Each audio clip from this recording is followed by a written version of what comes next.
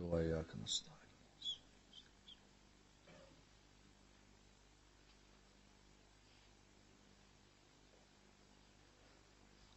بسم الله الرحمن الرحيم.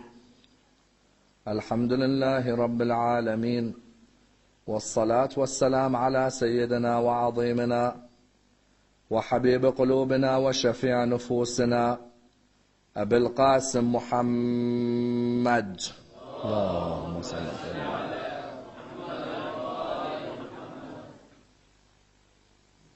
وعلى أهل بيته الطيبين الطاهرين وأصحابه الغر الميامين.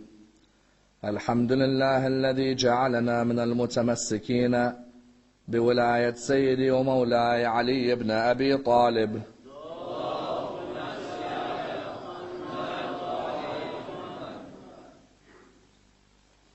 الحمد لله الذي هدانا لهذا وما كنا لنهتدي لولا أن هدانا الله. أما بعد، يقول الله في كتابه الكريم: بسم الله الرحمن الرحيم. ونريد أن نمن على الذين استضعفوا في الأرض ونجعلهم أئمة ونجعلهم الوارثين. The first of our loud salawat in honor of Rasulullah Muhammad sallallahu alayhi wa alihi wa sallam. Allahumma salli ala Muhammad. The second in honor of Amir al-Mu'mineen Ali ibn Abi Talib. Allahumma salli ala Muhammad wa ala Muhammad. The third with your loudest voices in honor of the Imam of our time, Imam Sahib al-Asr wal-Zaman. Allahumma salli ala Muhammad wa ala Muhammad.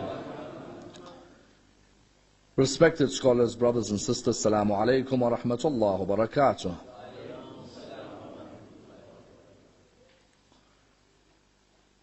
The discussion concerning the misconceptions surrounding the existence of Imam al-Mahdi, Ajjalallah farajahu al-Sharif. Allahumma salli ala Muhammad wa ala Muhammad, is one of the most intriguing discussions in Islamic thought today, and a discussion that can be approached from a variety of angles. For it is a discussion which definitely has theological repercussions which affect the lives of millions of Muslims in the world today.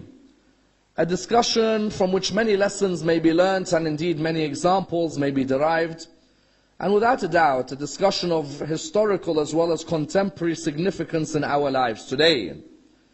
Each and every Muslim in the world today believes in the Mahdi. Each and every Muslim in the world today strives to be amongst the army of the Mahdi. There isn't a single Muslim in the world today who doubts the importance of the Mahdi at the end of time. As in, irrespective of which school of Islam you belong to, every Muslim believes in the Mahdi. Every Muslim believes in the role of the Mahdi to destroy the forces of the Dajjal and to instill justice in the world and remove all forms of tyranny. As in, if you were to read the literature of every school within the religion of Islam, you'll find that every school in the religion of Islam stresses on the role of the Mahdi at the end of time. If you go to our brothers in Ahl Sunnah and you come to our lectures, you'll find that all of us stress on the importance of the belief in the Mahdi, to the extent that the famous scholar of Saudi Arabia, Ibn Baz, over 30 years ago now, had said that it is incumbent on every Muslim to believe in the Mahdi, and whoever does not believe in the Mahdi is outside of the fold of the religion of Islam. Because of the number of reports that we have in our literature about the Mahdi, it is obligatory for every Muslim to believe in the Mahdi. As you know, when reports in hadith literature reach a level known as tawatur, where they are narrated often from so many different angles, you find that that particular concept becomes incumbent on every Muslim. In other words, a common denominator between every Muslim in the world today is Imam al-Mahdi. However, there is of course a slight difference between us and other schools in Islam concerning the Imam. We of course believe that the Imam is already born and alive and amongst us, whereas the other schools say no, the Mahdi is still not yet born, but that he will be born and that he has exactly the same role that we envisage. As in, we in the school of Ahl al-Bayt envisage that the Imam has the role of instilling justice. Our brothers in Ahlul Sunnah believe the same. We believe that the Imam has the role of instilling Allah's government on earth. Our brothers in Ahlul Sunnah believe the same. We believe that the Imam is from the sons of Fatima al-Zahra, salawatullah wa salamuhu alayha. We believe in the same. But the difference is that our brothers say he is of the sons to be born, whereas we are of the belief that he is already born. Therefore you find that there is a great common denominator between us and our brothers when it comes to the Mahdi. Every Muslim in the world believes in Imam Mahdi. But our brothers in Ahlul Sunnah say that Imam al-Mahdi is not yet born. Whereas we believe that no, Imam al-Mahdi is the son of Imam al-Askari, and that he was already born, and that he is amongst us today. The sadness is that when other Muslims refer to our belief in the Imam, instead of discussing it academically, you find many who mock our belief. Many who make fun of our belief. At the end of the day, all of us are Muslims when we believe in the Mahdi. There is no need to make fun of our belief in the Mahdi. You find, today there are certain people who are like, the Shia believe in this Mahdi, who apparently is hiding in a cave in Samarra somewhere. Would you believe? In medieval Islamic literature, they used to always say that the Shia believe in a Mahdi who is in a cave, which ironically in some of their literature they used to write in a cave in Hilla. Imam al-Mahdi is in a cave in Hilla. As in they say that Imam al-Mahdi is in a cave, or what they call a Sardab. You know the Sardab in Samarra? They say that Imam al-Mahdi of the Shia is in a cave somewhere, and that he's hiding, and that he's about 1,000 years old now, and that his mother, no one could see the signs of pregnancy on her, and that the Shia actually believe that he can help them. This type of mocking is very sad. As in for someone to come and say, hey Shia, where is your Mahdi? Tell him to come out of his occultation. Is not the way you discuss an important figure, not only in our books, but in the books of all Muslims. When someone comes with a misconception about Imam al-Mahdi, it is vital that we are able to answer their misconceptions. As in today you find amongst the misconceptions are questions surrounding his age. Some people come and say, how could you say that the Imam who you believe in is now over 1,000 years of age? This is something which is ridiculous. Some come and say, for example, how could you believe in an Imam which you can't see? An Imam has to be seen by all of the people. Allah would not create an existence who you cannot see. How can you believe in an Imam who goes into ghaibah? What's this concept of ghaibah? This is all nonsense. Some came forward and said, how could you believe in a 5-year-old Imam? How could Allah give wisdom to a 5-year-old? In other words, these are the common misconceptions which surround our Imam. And it is vital for us to be able to answer them. Because there's no point me raising my hands every day saying, Allahumma kulli waliyika, when I have no relationship with his wali, when I do not understand the position of his wali, when I do not know the role of his wali. You find that the hadith says, Man mata walam ya'raf imam zamana, mata mitatin jahiliyyah. The one who dies without knowing the Imam of his time, dies a death of jahiliyyah. I ask you from my heart, brothers and sisters, if a person today came to you and said to you, how could you believe in an Imam who is over 1,000 years of age? Would you know how to answer him? If someone came and said to you, how could you believe in an Imam who is in occultation and no one can see him? Would you be able to answer them? If someone came and said to you, how can you believe in an Imam whose mother didn't look pregnant? Would you be able to answer them? What if someone came to you and said, yes, we believe in a Mahdi, but there is no such thing as a ghaibah, an occultation. This is something which the Shia formed after the Imams were living. Would you be able to reply by showing literature about the ghaibah? In other words, the issue of Imam al-Mahdi is paramount importance for every Muslim today.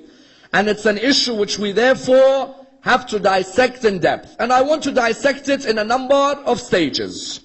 Number one, and of the utmost importance, in the time of the Imams, was there a belief in the concept of ghaibah? Or was this a concept which was made after the Imams died?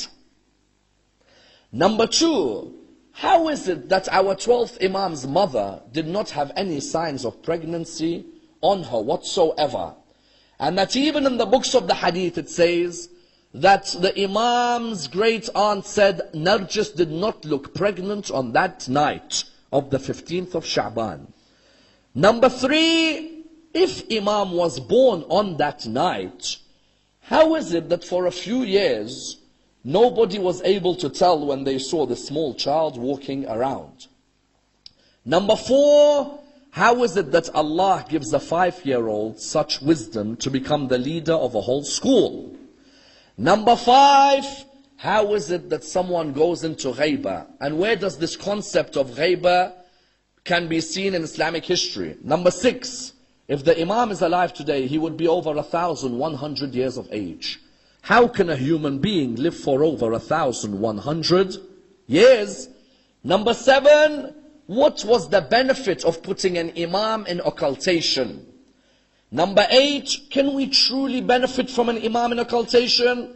And if we have, which personalities benefited from his occultation in their lifetime? Let's dissect this in order that we're able to understand this topic in complete depth. The first question that's normally put forward by Muslims outside of the school of Ahlul Bayt straight away refers to the Imam who is ghaib, the Imam in occultation. The Muslims outside of the school of Ahlul Bayt ask us a simple question. We believe in the Mahdi, but we don't believe in a Mahdi who went into ghaiba. They say that this concept of occultation is a concept that you made after your Imams were alive. You say, what do you mean? They say that after your Imams had passed away, you looked back at your Imams and you thought, what's the best thing we can do to make us seem like a school which holds on to the truth? So you created a myth called ghaiba, that the Mahdi is a person who went into occultation and that you will see him at the end of time. As in, would you believe some Shia in our communities today even say this? That where did this notion of ghaiba come from? A Sunni Muslim believes in the Mahdi who is to be born. Where did we get the idea in our literature that there is an Imam who would be in ghaiba? How do we reply? We reply by saying that from the times of the 5th Imam until the times of the 10th and 11th Imam, we have a number of books which are already discussing the ghaiba of the Imam. We have a number of books in the times of the Imam which are discussing the ghaiba of the Imam. You see, why is this point delicate? If I show you a reference about the 12th Imam's ghaiba from Al-Kafi, Al-Kafi was written after the 12th Imam went into ghaiba, yes? If I show you a reference about the 12th Imam's ghaiba from the books of Shaykh al-Saduq or the books of Shaykh al-Tusi, these were all written after the ghaiba. Someone could say that these authors retrospectively wrote their own history. You know, some academics, they say history is his story. What do academics say? History is his story. A person can look back and make something up. We reply by saying no. And from the time of Imam al-Baqir until the time of Imam al-Askari, we had books of literature which were already saying that the Prophet said that the Mahdi will be in occultation. What's the clearest proof of this? That you had sects of Islam who believed in the ghaiba of the Mahdi already in the time of the Imams before Imam al-Mahdi came. Let me give you an example. There was a sect in Islam in the time of what? In the time of our 7th Imam. This sect in Islam was known as the Waqifites. Al-Waqifiyya. Waqf means to stand or to stop somewhere, yes? These people stopped at the imamate of Imam al-Kadhim, our 7th Imam. They didn't move on to the imamate of who? To the imamate of Imam al-Rada. Now there are different reasons why they didn't move on. So they believed in the first 7 Imams, then they didn't move on to the 8th Imam. Amongst the reasons some give was that some of them didn't want to give their khums to the 8th Imam. They wanted to keep the khums to themselves. They had a lot of khums from the Shia. They never wanted to give it to the 8th Imam. So what did they decide to do? They decided to say that the 7th Imam went into ghaiba and the khums remains with us. Okay. This sect, the Waqifites, in their books, in their literature, they had hadiths from the Prophet talking about the ghaiba of the awaited Mahdi. For example, within their literature, and we're talking the time of 5th, 6th, 7th Imam, within their literature, they had, for example, a scholar like Ibrahim ibn Salih al-Kufi. Ibrahim bin Salih al-Kufi had a book called Kitab al-Ghaibah. What's the book called? Kitab al-Ghaibah. Ibrahim bin Salih al-Kufi was a contemporary of our 5th Imam. Yet already in the time of the 5th Imam, there are books being written called Kitab al-Ghaibah. Likewise, another of the scholars of the Waqifites, what was his name? Another of the scholars of the Waqifites, Ali ibn Hassan. This Ali ibn Hassan, who some used to call it Tatari, this Ali ibn Hassan also had a book on the Ghaibah. His student, Hassan ibn Suma'a, also had a book on the Ghaibah. These people were all living in the time around the 6th, 7th Imam. In other words, from the time of the 6th, 7th Imam, we already have many traditions about the occultation of the 12th Imam. Because what do some non-Shia come to us and say? All your ideas about the 12th Imam being in Ghaibah is after the 12th Imam. We say, no. These are opinions of a sect who said that the Mahdi will be in Ghaibah. Unfortunately, they said the Mahdi was Imam al-Kadhim. Irrespective of who they chose as the Mahdi, within their text they had the opinion that there would be a Mahdi called what? A Mahdi who would go into a Ghaibah. That's number one. Number two, within Zaydi literature, you know we have the Zaydi brethren in the world today, 9 million Zaydi Shia who live in the world today. They go up to Zayd, the son of Imam Zayn al-Abidin. They don't take Imam al-Baqir. So they go up to Zayd, up to Imam Zayn al-Abidin, then his son Zayd. Within their literature, you find, for example, the Asl, which I mentioned yesterday in my lecture. From Imam al-Sadiq, there is a piece of literature that remains, which is the Asl of Abu Sa'id al-Asfari. Imam al-Sadiq, 400 people wrote his lessons. Of these 400 usul, 13 to 16 remain. One of them is called the Asl of Abu Sa'id al-Asfari. This Asl remains with us until today. Within this Asl, it's clearly written that Rasulullah mentions that my 11 sons are whom? My 11 sons are the guides are the stars for the people of the earth, like the stars are a guard for the people of the heavens, and that the last of them is Al-Qa'im Al-Mahdi, Ajjalallah Farajahu Al-Sharif. Allahumma salli. And that the Mahdi will be in Ghaibah. In other words, you have within Waqifite literature, you have within Zaydi literature, this person, if we say he lived in the middle of the 2nd century, Imam Zamana went into Ghaibah in the middle of the 3rd century.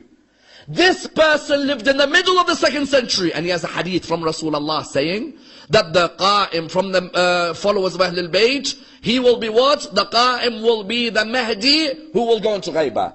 Then we have in our own books, in our own literature, we have clear hadiths which mention that the Imam would be an Imam who would go in Ghaibah. You see, I respect my Sunni brothers. My Sunni brothers, they believe in Imam al-Mahdi, but they say we don't believe in his Ghaibah. In my books, in the Shia literature, we have literature from before Imam Zamana went into Ghaibah, which mentions that Imam Zamana would go into Ghaibah.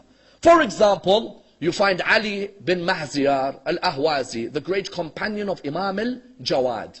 Companion of which Imam? Imam al-Jawad. Imam al-Jawad is living at least 50 years before the Ghaibah of the 12th Imam. Ali bin Mahziyar, within his 2 famous works, Kitab al-Malahim, and what's the other one?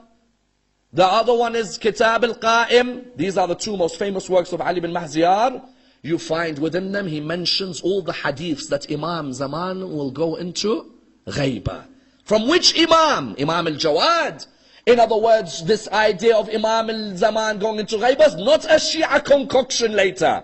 From the time of Imam al-Jawad, Ali bin Mahziyar is already writing that we have traditions from the Imams of Ahlul Bayt that al-Mahdi will be from the sons of Fatima al-Zahra, and he will go into Ghaibah. Even we have another of the works, which not much of it remains today, Hassan ibn Saraj, his work on the Ghaibah, known as the Mashyakha. And then you have Fadl bin Sha'dan. Fadl bin Sha'dan, who died just before the Ghaibah of the 12th Imam, you find he was writing works which were later used, which show the hadith that the 12th Imam will go into ghaibah.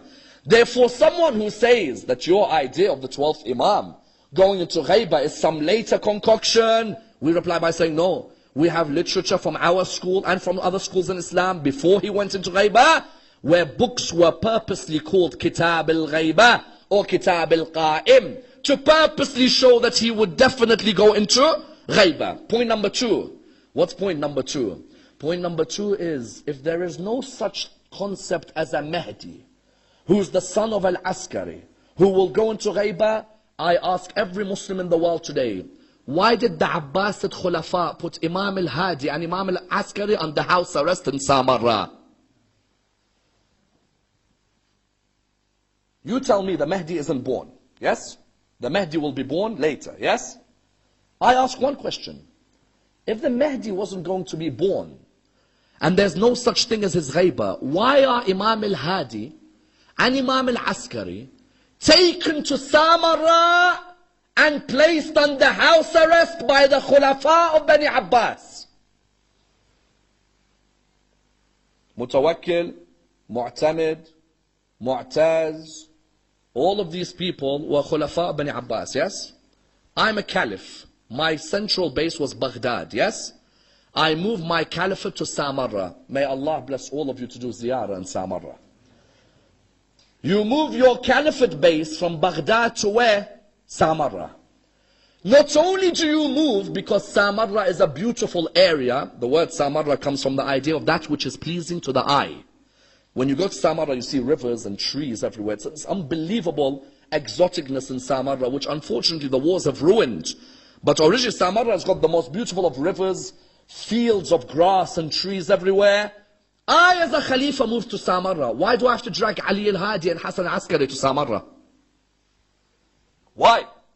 Unless I know from the extant literature that was around that there would be a son from the line of Fatima who will be born. I've looked at each son one by one and I've realized they've come to number 10 and they've come to number 11. So what do? I don't let number 10 and number 11 rest. I order them to leave their families, be they in Medina or be their families in Baghdad, and I keep them in Samarra so my soldiers keep an eye on their woman and whether their woman give birth to a child who is the Mahdi. You see, when someone comes and tells me, saying, Ammar, I'm not sure about Imam Zamana. I said to him, why are you not sure about Imam Zaman? They say, I'm not sure about Imam Zaman because at the end of the day, some people say he wasn't born. I say, if he wasn't born, so why is the Abbasids making sure that his grandfather and father are under house arrest in Samarra? If I now know from the lineage of Rasulullah from Fatima al-Zahra that we've reached the 10th of the 12th. Remember yesterday, what was my lecture? Rasulullah said there will be 12 Khalifs after me. All of them are from Quraysh. All of them are from Bani Hashim. I as an Abbasid Khalifa, what do? I don't want this Mahdi to run over my government. So what do? I order Imam al-Hadi to leave where he is. I order Imam al-Askari to live where he is, and I force them to stay in Samarra with all their family, so I keep an eye on when the Mahdi is born. That's why you find Imam al-Hadi was dragged. I tell you, no Imam of Ahl al-Bayt was dragged either out in the middle of the night or in the middle of the day as viciously as Imam al-Hadi alayhi salam. You know what they used to do to Imam al-Hadi? Say 4 o'clock in the morning. Imam al-Hadi's finished his Fajr prayers, he's finished his du'as, he goes to sleep. All of a sudden 30 soldiers enter his house, pull him out and take him to the palace. And they take him out for some petty issue where the Khalifa was confused about something. He gives them the answer, he says, okay, go back to sleep now. And they would ransack his house. Does he have any weapons? They enter, they see a prayer mat. Does he have any weapons? They enter, they see water. Does he have any weapons? They enter, they see a mattress. They would try constantly to harass the Imam. But you found Imam al-Hadi would always show them respect. If they ever needed help on an issue, they tell Imam al-Hadi, come here, we want to question you on something. I'll never forget, when a lady came towards Mutawakkil, she said to him, Mutawakkil, someone came to him and said, there's a lady who claims she's Zainab. He said, which Zainab? He said, Zainab, sister of Hussein. He's like, Zainab, sister of Hussein? She died over 100 years ago. Over 200 years ago, for example. She died, she passed away. The reply was, no, this lady claims she's Zainab. Mutawakkil said, come here. When the lady came, Mutawakkil looked at her and said, excuse me, who are you? She said, I'm Zainab. Which Zainab? Zainab, sister of Hussein, daughter of Ali. Mutawakkil said, Zainab, sister of Hussein, daughter of Ali, died over 150 odd years back. What are you talking about? She said, no, every night in my dream Rasulullah sees me. And when Rasulullah sees me, he pats me on my body, I get my youth back again. Mutawakkil knows that there's only one man who can answer this lady. And it's the man he's placed under house arrest, Imam al-Hadi. He calls Imam al-Hadi, says, listen, I can't answer her, she's causing trouble for me. Can you answer her? He said, what's the issue? Excuse me, who are you? She said, I'm Zainab. Which Zainab? Zainab, sister of Hussein. Which Hussein? Hussein, son of Ali. You mean my great-great-grandfather Hussein. And you're Zainab, my great-great-great-aunt. Yes. He said, okay, very well. Mutawakkil said, what do you mean very well? Sort something out. He said, yes, it's normal. Mutawakkil, you still have a cage of lions? He said, yes, I do. He said, let's go and sit with the lions. She said, what do you mean sit with the lions? He said, well, if you truly are Zainab, sister of Hussein, the lions will not come and attack you. Because a lion doesn't attack the son or daughter of Fatima al-Zahra. He will look after her. She looked at him, she said to him at that moment, well, if you're the great son of Fatima al-Zahra, why don't you sit with the lions? The narration says Imam al-Hadi went into the cage, he sat with the lions. By the time they came to check on him, the lions were doing sujood next to Imam al-Hadi alayhi salam. At that moment she admitted, Allahumma salli ala Muhammad wa ala Muhammad. A second in honor of Imam al-Hadi alayhi salam. Allahumma salli. A third with your loudest voices in honor of Imam al-Askari alayhi salam. Allahumma salli. In other words, these khulafa, what did they do? They would take Imam al-Hadi to Samarra. Afterwards, they would take Imam al-Askari to Samarra. And again, if they had trouble with an issue, they choose Imam al-Askari. Imam al-Askari one day, al-Mu'tamid, the Khalifa, he had a major trouble in Samarra. What was the trouble? There was no rain coming down in Samarra at all. When there was no rain coming down, the people were praying every day. You know, there's a salah for prayer, there's a salah for rain called Salat al-Istisqa. Every day they were praying and praying and praying, no rain. Suddenly a Christian priest came, he prayed, all of a sudden rain came down. Mu'tamid was in trouble. People were now saying maybe Christianity is the religion of God, maybe not Islam. And Mu'tamid has placed Imam al-Askari in house arrest because he knows Imam al-Askari is the 11th of the Shia Imams, which means that the Mahdi is going to be born, so I'll keep an eye on him. He brings him out, says, come here. Says, we have a trouble, we have a dilemma. I said, what is it? He said, we had no rain, and the rain started to come down because the Christian priest prayed. And the people are saying Islam is not the religion of God. Imam al-Askari said, very well. Gather the Christian priest, gather all the people, and tell the Christian priest to pray for rain again. And Mu'tamid said, what do you mean pray for rain again? It's already raining. He said, doesn't matter. If the man has the power, he'll make it rain again. But he said, on the Tuesday, when he's doing it, tell me, I'll be there. So he came on the Tuesday, the Christian priest came, again he prayed. Imam al-Askari straight away said to one of his companions, go and grab his hand as he is about to do dua. As the Christian priest is about to do dua, the companion Imam al-Askari came, grabbed his hand, he took out a small bone.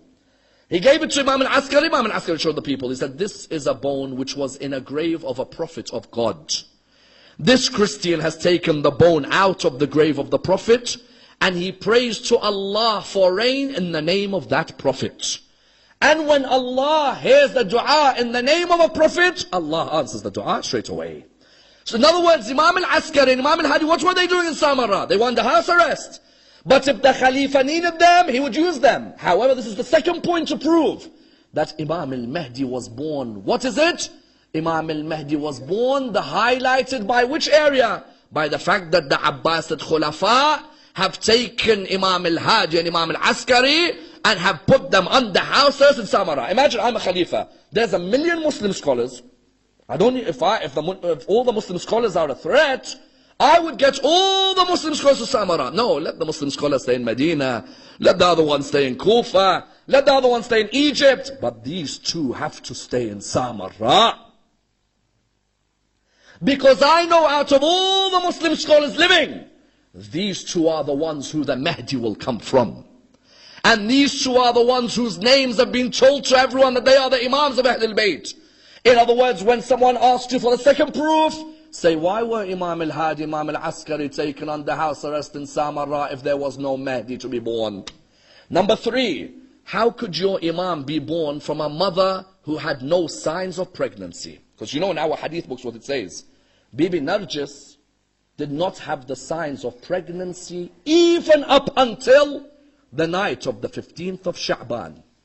You know the night of the 15th of Sha'ban is holy for us and our Sunni brothers. Both of us believe it's the holiest night after the night of Qadr. Our Sunni brothers believe it's the holy night like we do, because we say it's that night when all of your sins are forgiven. Like Laylatul Qadr, there are many hadiths about 15th of Sha'ban. Yes? We also believe it's the great night when the Imam was born. Yet on that night his mother doesn't have the signs of pregnancy. In our hadith books it says Bibi Narjis did not know she was pregnant. So our brothers say, how could you believe in an Imam whose own mother did not have the signs of pregnancy? We reply by saying what? Firstly, Allah, when He wants to do something, He says, Kun fayakun. Mary was able to give birth as a virgin. If the Lord can let Mary give birth as a virgin, why can't He let Bibi Narjis give birth in this way? But secondly and more clear, I am surprised by the Muslim who says, how can a woman give birth without the signs of pregnancy, when the same Muslim has read the story of Nabi Musa in the Quran? Nabi Musa in the Quran, did his mother have the signs of pregnancy or no? No, she didn't. Why? Because Fir'aun was told by the soothsayers that there will be a young boy who is born who will overtake your kingdom. He will bring peace and remove injustice. He will bring justice and remove tyranny. So what did Fir'aun, the Quran say, what did Fir'aun begin to do? Fir'aun started going to every house and they would slaughter all the newborn males. Isn't it? Isn't it in the Quran? That they would slaughter all the newborn males? So one day Fir'aun's advisor came to said, Fir'aun, listen, we're not going to have any more servants. Because you're killing every newborn male. There's not going to be any more slaves for us. So Fir'aun said, very well, 1 year we're going to kill, the other year we're going to let people live. In the year he let people live, Nabi Harun was born. In the year he let the boys live, Nabi Harun was born. In the year he wanted to kill, Nabi Musa was born. Every Muslim believes Nabi Musa's mother did not have the signs of pregnancy when she gave birth to Nabi Musa. Why? Had she had the signs of pregnancy, they would have killed her and the child, isn't it? But the signs of pregnancy were hidden because Allah wanted to protect the birth of Nabi Musa. If Allah removed the signs of pregnancy to protect the birth of Nabi Musa, why Allah could not remove the signs of pregnancy to make sure that the birth of Imam Sahib al-Asr al-Zaman went ahead? It's the same correlation. The same correlation exactly, that when someone says, how is it Bibi Narjis was able to give birth without signs? Because, you know, Sayyidah Hakima, the auntie of Imam al-Askari, the sister of Imam al-Hadi, she says on the night of 15th of Sha'ban, I've been told by Imam al-Askari, come and break your fast with us. Tonight the Hujjah will be born. And I'm looking at him thinking, but there's no signs of pregnancy. I went to Narjis. Narjis came to wash my feet. I said to her, no, tonight I must wash your feet. She said to her, why? She said, you're going to give birth to the Hujjah. Bibi Narjis looked at her and said, but how can I give birth when I have no signs of pregnancy? And that's why you find it was purposely hidden. Why? Because the Abbasid soldiers surrounded the house of Imam al-Askari every day. And especially for a number of years. Sheikh al-Saduq and Sheikh al-Kulayni give two different names to the mothers of Imam al-Zaman. One says the mother of Imam al-Zaman was a Roman princess. The other says the mother of Imam al-Zaman was from North Africa, or some say from the Sudan area. The question then is, what were the names? Some say her name was Narjis, others say her name was Saqil. Someone says, why would there be two mothers who are thought of as being mothers of the 12th Imam in the house? Because Saqil took it upon herself. When the Abbasid soldiers wanted to see which lady is pregnant, Saqil took it upon herself to say, I may be the one who's pregnant, so they focus more on her than Narjis.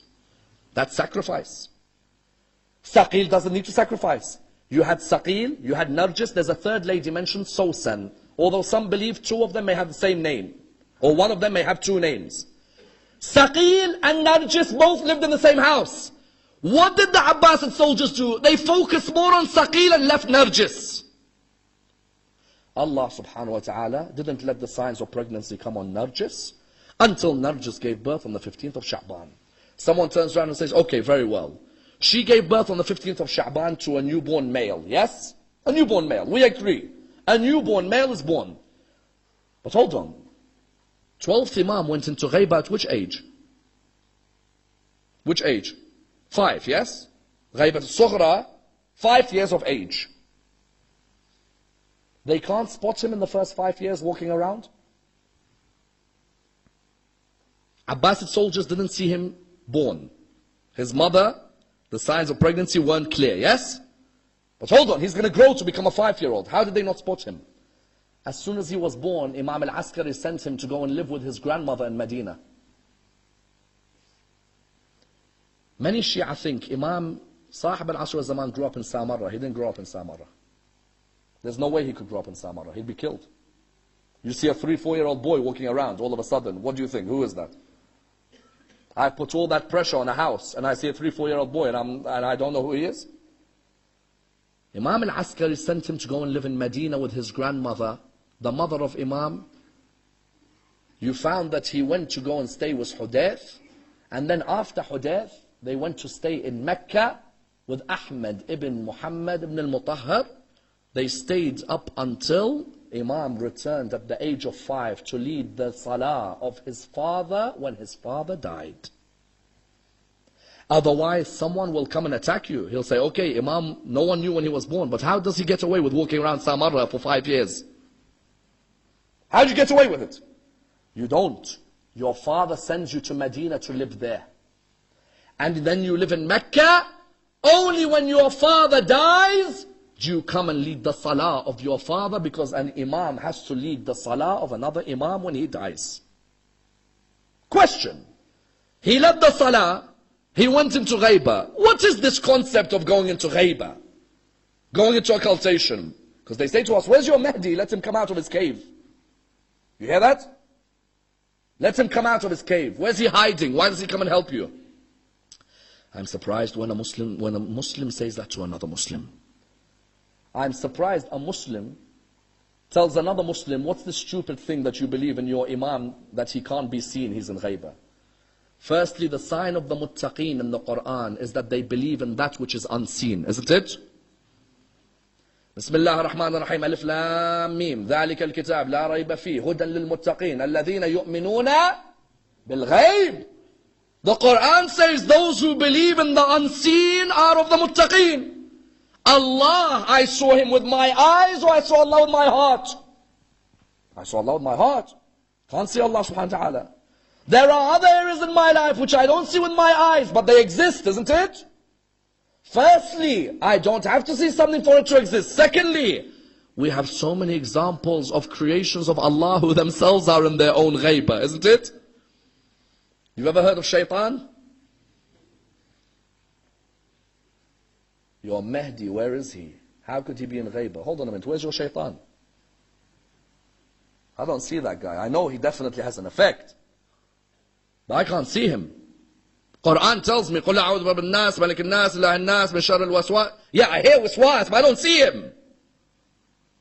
You're mocking my Mahdi. I reply to you, where's your shaitan? Put shaitan aside. Where is Prophet Khidr alayhi salam? Those who believe Prophet Khidr from Ahlul Sunnah that he's still alive, isn't he in ghaiba?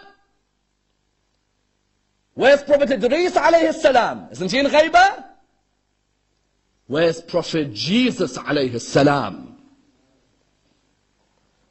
Those who come and say, your Mahdi, we can't see him, he's in ghaibah. I say, where's your Jesus? And my Jesus?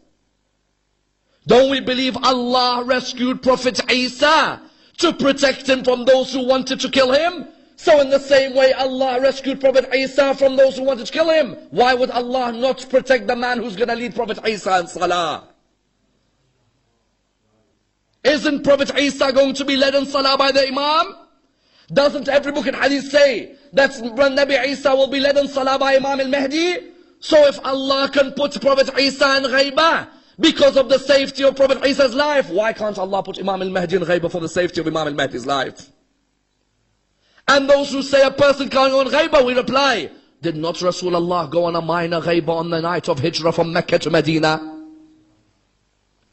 When Rasulullah said to Ali ibn Abi Talib, sleep in my bed tonight. Are you willing to sleep? And he said, Ya Rasulullah, are you at peace? He said, yes, I am. He said, then my life may be sacrificed for your life. And my soul may be sacrificed for your soul. Amir al-Mu'min slept that night. Where? In the bed of Rasulullah. Rasulullah, when he left the house, there were 40 men with a sword to kill Rasulullah. How did Rasulullah leave? Everyone saw him? Or was it a case of summun bukmun umyun fahum la yubsirun?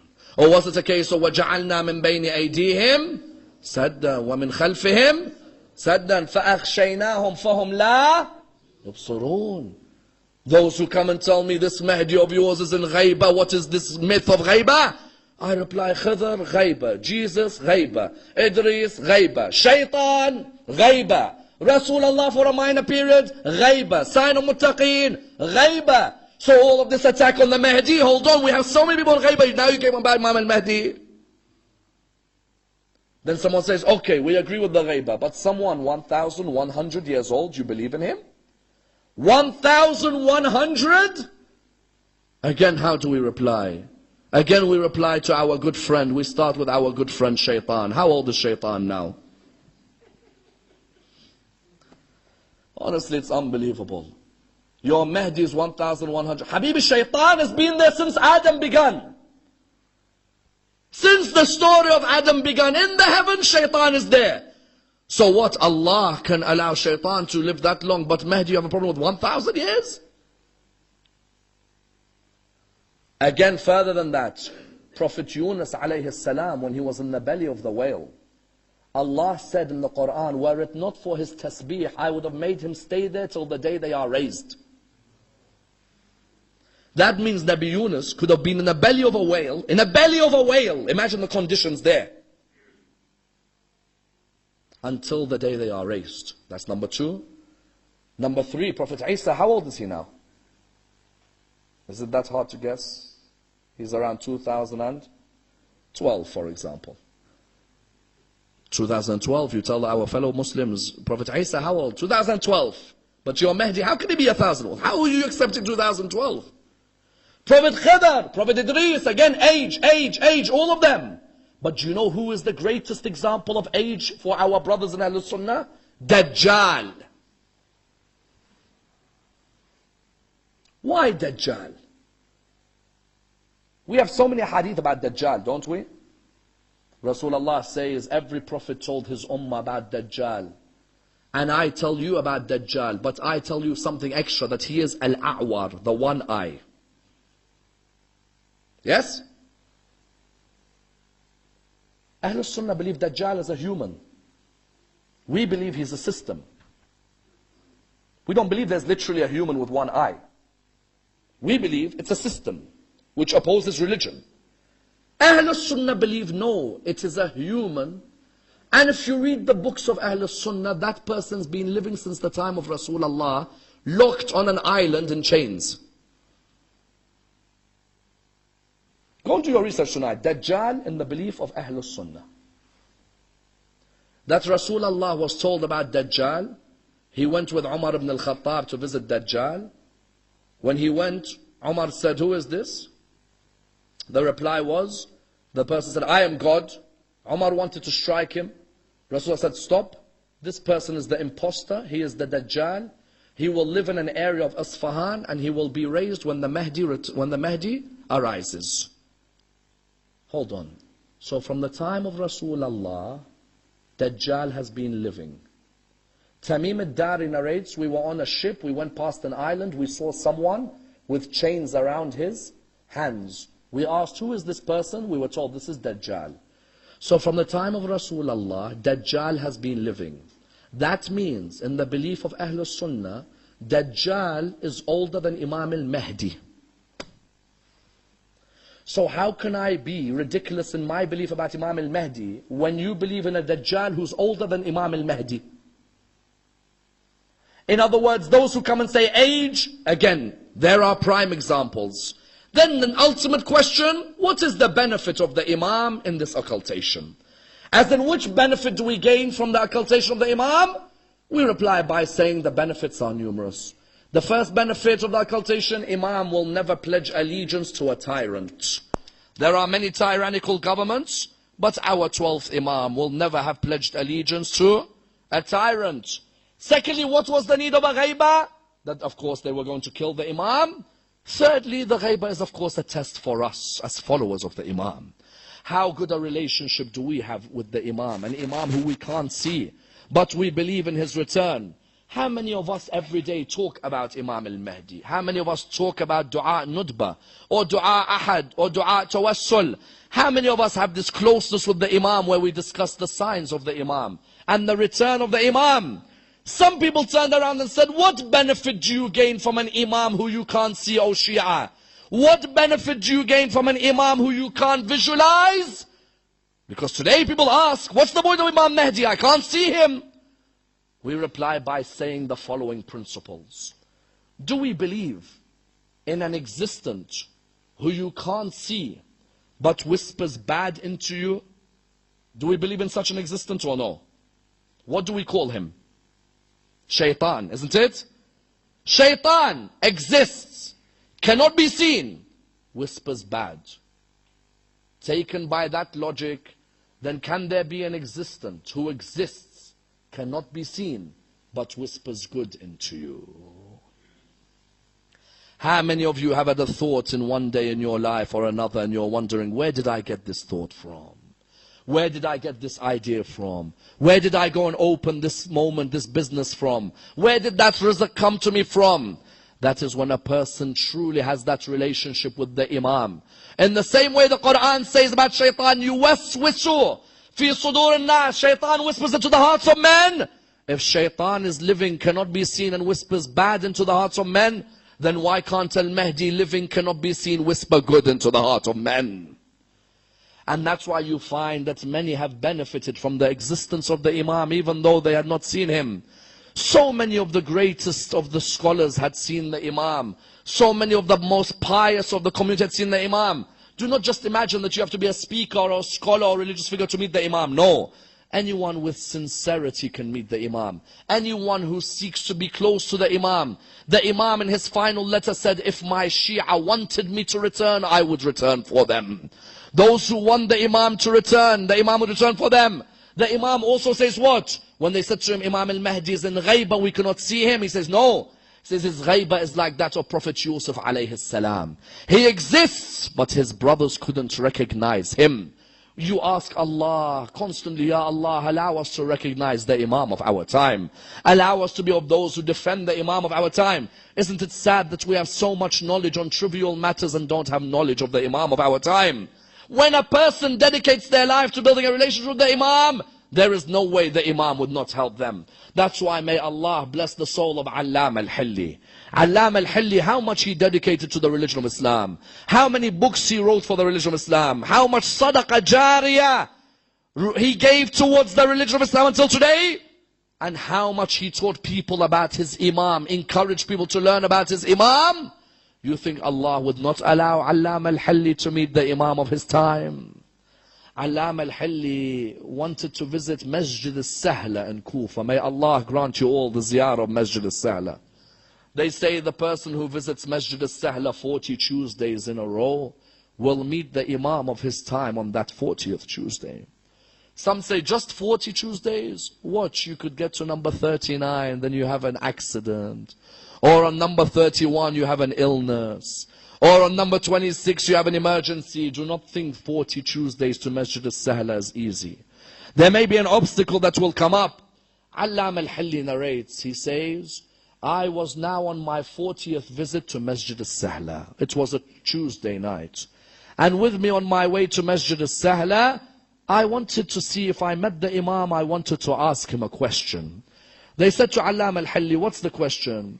He said, there's a hadith from Imam al-Baqir which I cannot understand until today. They said to him, what's the hadith? He said, the hadith of Imam al-Baqir says, whoever cries a tear the size of the wing of a fly for Imam al-Hussein, Allah will cure his sins even if they were the size of an ocean. The tear the size of a wing of a fly for Imam al-Hussein, Allah would cure sins the size of an ocean. Allam al-Hilli says, I couldn't understand that hadith. How does that hadith mean that all the sins will be cured? Why would Allah forgive all the sins because a person shed a small tear for Hussein? So Allam al-Hilli says, it was the 40th Tuesday and I set off towards Kufa, towards the place where the house of the Imam will be, where the government of the Imam will be. He said, as I got close to Masjid al-Sahla, an Arab man saw me. He said to me, excuse me, where are you going? He said, I'm going towards visiting Masjid al-Sahla. He said to him, why? He said, I want to visit Masjid al-Sahla. It's my 40th Tuesday and I want to meet the Imam of my time and I have a question I want him to answer for me. So the Arab man said to him, do you mind if I answer the question? He said, no, only my Imam can answer. The Arab man looked at him and he said to him, no, allow me to try. What's your question? He said, you know, I've always wondered, the tear the size of a wing of a fly for Imam al-Hussein alayhi salam, could it really cure sins the size of an ocean? He said, I've never understood this hadith of Imam al-Baqir. The Arab man looked at him and he said, can I explain the answer to you? Allam al-Hilli said, well, go ahead. If you know, go ahead. He said there was a king who went to war and his soldiers were with him. And midway through the journey, his soldiers were away from him and he was stuck in a forest alone. He didn't know where to go and he couldn't find any of his soldiers. So he went and knocked at the door. An old lady answered. She said to him, how can I help you? He said, I'm the king of this whole land. I cannot find my soldiers. I beg you, do you mind looking after me? And I promise when I return to my palace, I'll give you everything. The lady said, come in, stay with us. I live with my son, we live alone. And considering you are our guest, we only have one animal outside, but we'll slaughter it. That's all we have, but you are our guest and you deserve everything. That king, when he left their house having eaten, said, I swear when I return to my palace, I'll give you what you want. Months had gone past, nothing had been given. The narrations say that her son said to her, or she said to her son, my son, why don't you go and visit the king and tell him who we are? The son was hesitant. He was like, he'll never remember us. He's now gone. She said, no, go and ask him. The son went towards the palace. Excuse me, who do you want? He said, I want to see the king. Why? There is something he owes us. The guards let him in. He came and saw the king. Oh, king, do you remember me? He said, no, I'm sorry, I don't remember you. Do you remember when you were lost in the forest? Me and my mother gave you our house. And we slaughtered what we had for you. He said, of course I remember you. How can I forget? Please forgive me that I wasn't able to come back to you. It's been difficult times for us. Then he looked around at his two guards and he said, what do you think I should give him as a reward for what him and his mother done to me? They replied by saying, one of them said, give him some land. He deserves land. The other said, give him some treasures. Let him have treasures. He looked at both of them and he said, how unjust both of you are. This man, him and his mother gave me all that they had. Therefore, if I am going to be just, I have to give them everything that I have. The Arab man looked at Allam al-Hilli and said, oh Allam al-Hilli, if a normal king can be so just that he is willing to give everything away because a mother and her son sacrificed one animal, then do you not think the King of Kings would give all his forgiveness away for the man who gave everything he had on the 10th of Muharram. Allama al-Hilli began to cry, for his tears remembered Karbala. He remembered Hussein giving the baby away, and Hussein giving Akbar away, and Hussein giving Abbas away. That lady gave one animal and a king gave everything. Hussein gave his life. How could the King of Kings not give all his forgiveness to the man who gave everything away on the 10th of Muharram? A tear. Imam al-Baqir said a tear the size of the wing of a fly for Aba Abdullah cure sins the size of the ocean. How many of us are sinners tonight on a Thursday night, brothers and sisters? How many of us? How many of us, our tear for Aba Abdullah, for what he gave away? Then he looked at him and said, oh Allama al-Hilli, tell my Shia that if they visit me every Tuesday in Masjid al-Sahla, I will be there for them. As the poet says, oh Allama al-Hilli, tell my Shia not to forget me, I am with them. Tell my Shia that when I see their deeds, I cry sometimes. I expect more from my Shia, more from my followers. And that's why, without a doubt, Imam al-Baqir had that love for Imam al-Hussein. And that love that Imam al-Baqir had for Imam al-Hussein was transferred from his father, Imam Zayn al-Abidin. Imam al-Baqir says, I used to see my father when he walks past a butcher. As the butcher's about to sacrifice a sheep, I'd see the butcher give water to the sheep. And I'd see my father, Zayn al-Abidin. He'd walk towards the butcher and he'd say to him, oh butcher, the animals, before you slaughter them, do you give them water? He said, yes, of course, my Imam. Every creation deserves water before it is killed. He'd look at me and say, my father died without anyone giving him any water. He says that I'd go with my father to the graveyard. He'd see a man being buried. He'd come to the man. He says to him, oh man, when I die, do you promise to bury me? The graveyard would say to him, yes, we would bury you. How could we not?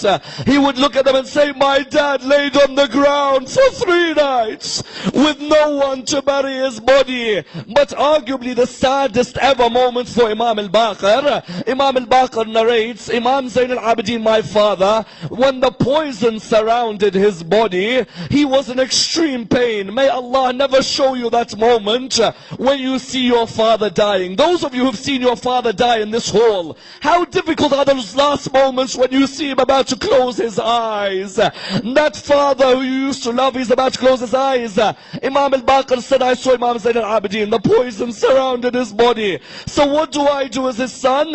I came to hug my father on his chest. I came and I hugged him. As soon as I hugged him, he began to cry in a way I have never ever seen him cry.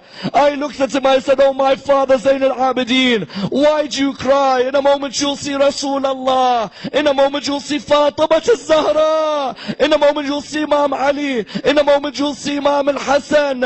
In a moment you'll see Imam al-Hussein. He looked at me and he said to me, oh my son Muhammad, I cry because when I am dying you are on my chest. Whereas when my father Abu Abdullah died, do you know who sat on the chest of my father? Ya Allah. Inna lillahi wa inna ilayhi raji'un. We pray to Allah subhanahu wa ta'ala to raise us with Muhammad and al-Muhammad. Allow us to be amongst those who receive the intercession of Imam Sahib al-Asr wal-Zaman. Allow us to understand the position of our Imam. Let us gain closeness to our Imam in this holy month of Ramadan. Ya Allah, allow us to be amongst those chosen to be the servants of Imam Sahib al-Asr wal-Zaman. Allow us to avenge what happened in Karbala alongside Imam Sahib al-Asr wal-Zaman. As we say in Dua Nudba, where is the one who avenges the one killed in Karbala? Ya Allah, let us be with him in avenging what happened at Karbala. As you know, Imam Sahib al-Asr wal-Zaman in Ziyarat Nahiya says, I cry for you tears that become blood when I remember Karbala. He cries tears that become blood. Imagine the level of passion Those of you who shed tears, continue. Those of you who haven't, make a pledge to go and visit Aba Abdullah al-Hussein. Go and visit Karbala. If not, then at least go and visit Hajj. And be alongside Imam Sahib al-Asr wal-Zaman at Arafah. Every year Imam al-Mahdi is in Arafah. Be amongst those Hujjaj next to him. In Arafah this year, alongside him. Be amongst him. Be with him. We pray to Allah subhanahu wa ta'ala for all our brothers in the Islamic world, to unite them. Our brothers in Syria and Burma and India and Pakistan and Iraq. Ya Allah, our brothers in Bahrain and Saudi Arabia, our brothers especially in the areas of Qatif and these areas in Saudi Arabia who are being oppressed daily. Ya Allah, look after them, protect them. We pray to Allah subhanahu wa ta'ala the Surah Al-Fatiha, but before it the loudest of your salawat.